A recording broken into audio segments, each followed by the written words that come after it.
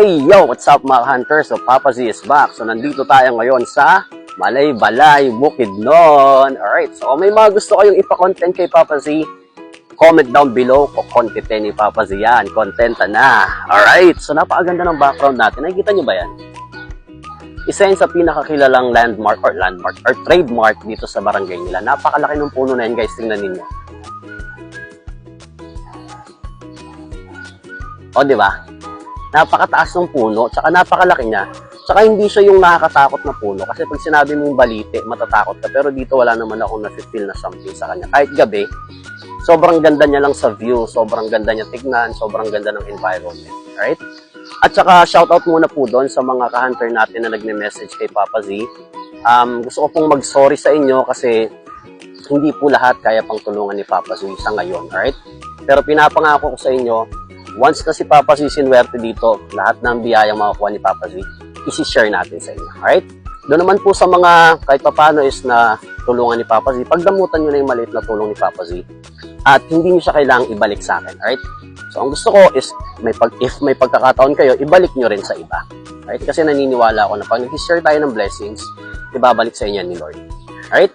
So, ano ba yung content kayo ni Papa Z? So, ang content natin ngayon ay nakapag-bakasyon ba kayo, ka-hunter? Nakapag-relax? Kasi aminin natin sa hindi, di ba, nakakapagod na araw-araw, stress tayo sa trabaho, araw-araw, puro problema. Napakahalaga na meron kayong time para magkaroon ng magagandang memories. Mag-travel kayo, gumala kayo, pag-ipunan nyo siya. Kasi, sa totoo, si Papa Zenon, puro trabaho lang ako, puro racket. Nawalan ako ng oras sa sarili. Alam mo yun, na parang sobrang stressful ng lahat.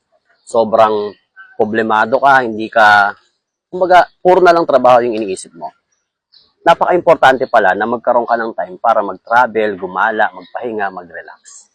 Kasi na-realize ko na sobrang iksi ng buhay natin dito sa mundo. Right? At yung mga kayamanan nyo na yan, yung mga sasakyan, yung mga magagarang bahay na yan, pag nawala tayo, hindi naman yan may iwan. Ang may iwan lang memories. Yung mga good and happy memories yung may iwan sa atin. Alright? Kaya ikaw ka-hunter, kung masyado ka ng stress, masyado ka ng problemado, take time para magpahinga. Magbakasyon ka. I-enjoy mo yung moment, ipahinga mo yung utak mo, yung katawan mo. Right? Kasi ako, ngayon ko lang naramdaman yung sobrang sarap sa pakiramdam na nakapagpahinga. It's been 12 years, I think. 13 years bago ko nagawa yung ganito na nakapag-relax ako. Right? And I know na pagbalik ko, mas pina-improve, mas pinasipag na Papa Z yung babalik sa totoong buhay. Right?